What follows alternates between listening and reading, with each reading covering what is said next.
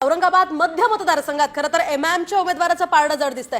खरं तर सर शिवसेना या मतदारसंघामध्ये ओव्हरऑल मराठवाड्यामध्ये शिवसेनेचं वर्चस्व आतापर्यंत राहिलं, मात्र शिवसेनेत फूट पडली आणि याचा कुठेतरी फायदा दोन्ही शिवसेना गटांना न होता कुठेतरी एमआयएमच्या उमेदवाराला होताना दिसतोय। त्यामुळे एमआयएम संदर्भात त्या ठिकाणचं काय गणित आपण बघा, औरंगाबाद मध्य मतदारसंघामध्ये नासिर सिद्दीकी हे संभाव्य आमदार असणार आहेत। बघा, संभाव्य आमदार म्हणून औरंगाबाद मध्यच्या जनतेनं त्यांच्या नावाला पसंती दिलेली आहे। शिंदे गटाच्या प्रदीप जयस्वाल यांच्यावर त्यांनी मात केलेली आहे।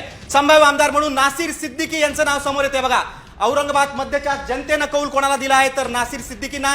एमआयएमने आपली पूर्ण ताकद या मतदारसंघात लावली होती आणि त्याचं कुठेतरी यश त्यांना मिळतं असं दिसतंय, कारण संभाव्य आमदार म्हणून नासिर सिद्दीकींचं नाव समोर येत आहे। शिंदे गटाने देखील प्रयत्न केले होते, मात्र प्रदीप जयस्वाल यांना यशाची काय चव चाखता आली नाही असं आपण म्हणू शकतो। अगदी एकूणच नासिर सिद्दीकी या ठिकाणी संभाव्य आमदार का असू शकतात, त्या ठिकाणी खरं तर कोणत्या समाजाची मतं जास्त आहेत किंवा का नेमकं ते त्या ठिकाणी आमदार असू शकतात याची कारणं आपण जाणून घेऊयात। आमचे सावरगावे हे त्या ठिकाणी आहेत। माधवकडे जाऊयात। माधव, काय सांगाल या ठिकाणी नासिर सिद्दीकी हे कोणत्या कारणामुळे जिंकू शकतात?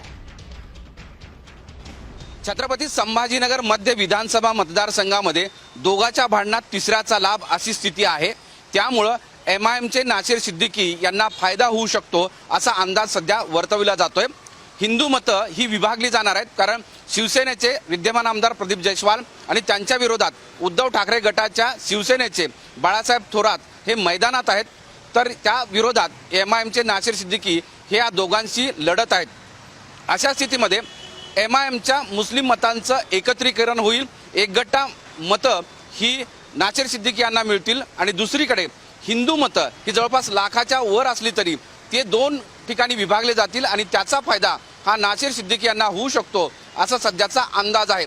पण अशा स्थितीमध्ये प्रदीप जयस्वाल यांनी चांगली बाजी मारली आणि बाळासाहेब थोरात यांनी कमी मतं घेतली किंवा बाळासाहेब थोरात हे अधिक मतांना पुढे गेले आणि प्रदीप जयस्वाल हे कमी मतं घेतली, तर त्यावेळेस या मतदारसंघातील विजयाचं गणित बदलू शकतं। पण सध्या तरी मतविभाजन हिंदूंचं आणि एकगट्टा मुस्लिमांचं मतदान असल्यामुळं एमआयएमला या मतदारसंघामध्ये फायदा होऊ शकतो। त्यामुळं जी गणितं सध्या राज्यातल्या वेगवेगळ्या पक्षी बलाबलामध्ये मांडले जातात त्यामध्ये याच मतदारसंघातील एमआयएमचा वाटा असणार आहे।